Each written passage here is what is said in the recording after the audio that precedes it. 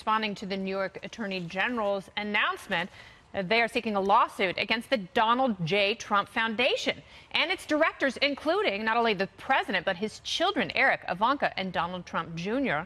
Attorney General Barbara Underwood alleging the foundation served as a personal piggy bank for Trump's businesses and campaign. Underwood saying in a statement, quote, "As our investigation reveals, the Trump Foundation was little more than a checkbook for payments from Mr. Trump or his businesses to nonprofits, regardless of their purpose or legality. This is not how private foundations should function, and my office intends to hold the foundation and its directors accountable for its misuse of charitable assets." President Trump responding, tweeting, quote, "The sleazy New York Democrats and their now disgraced and run out of town AG Eric Schneiderman are doing everything they can to sue me on a foundation that took in $18,800,000 and gave out to charity more money than it took in, $19,200,000. I won't settle this case." All right, so what do we have here? Are these New York State political axes being ground, or is there something to this that could ultimately damage the president? You know, my wonderful wife often tells me, basta, enough. Yeah. How much more of these investigations? Michael Avenatti, that's his favorite hashtag. Is that, yeah, maybe I shouldn't say that. Yeah, maybe don't say it again. Thanks a lot.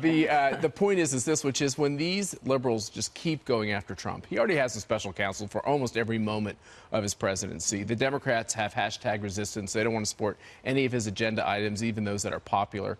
And now you have the New York Attorney General going after the Clinton Foundation, which, by the way, I had to talk about throughout the presidential campaign over and over again.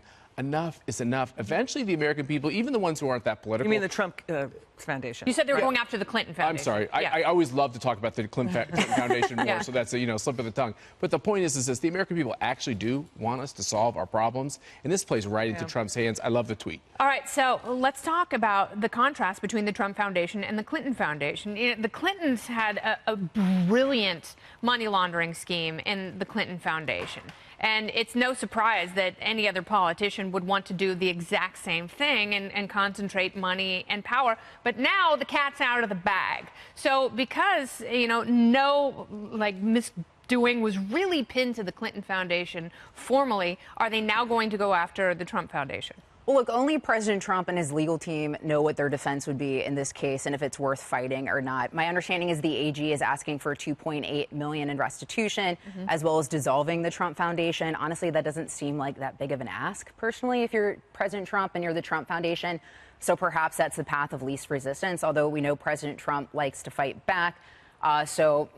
I leave it to him and his team legally to decide if that's worth a fight or not. All right. Well, the Trump Foundation released this response saying the prior NYAG, who was recently forced to resign from office in disgrace, made it his stated mission to use this matter to not only advance his own political goals, but also for his own political fundraising. The acting NYAG's recent statement that battling the White House is the most important work she have ever done shows that such political attacks will continue unabated. These are really serious charges. You're not supposed to use your foundation for your own personal debts. And now the children may be barred from other nonprofits from serving on them. It's being referred to the IRS and the Federal Elections Commission. This is a scathing rebuke of a sitting president and his foundation. I'm curious why the president is continuing to fight it. This has been under investigation for years now, and when the evidence that is mounting about this, I'm not sure it would be wise to continue to fight it. I think you just settle it and move on. And, to Lisa's point, that's in his nature. He wants to fight things. He wants to fight, and he wants to win when he feels that he's innocent. And your points are well taken about the Clinton Foundation, the disparity there. However, just looking at the Trump Foundation, there are issues being raised. There are times, though, the president has said that he is going to fight something or he's going to sue someone, and then it sort of dies down. So I think the news cycle moves so quickly, we'll forget about this story, I think, in about a day. And maybe even by the end of the day. It's important by the end to note, of the show. and the New York Attorney General knows this, that the president can't pardon anyone for state crimes. That's exactly right. But it is interesting when you talk about the Clinton Foundation, who's investigating them and all their wrongdoing. I mean, the fact is this, which is all of this is political in the end. I know what you're talking about. I hear you on that serious point, questions, too, but in the yeah. end, it's Right. all just a political, if you want to call it witch hunt or whatever you want to call it, it's just this nonstop attack on the president. If you look at all of his poll numbers, it's having the opposite effect of what the Democrats want. Don't listen to me, but they should stop with their strategy. It's a bad strategy. All right, well, we'll see if this or any of these other stories stick. Some Republican congressmen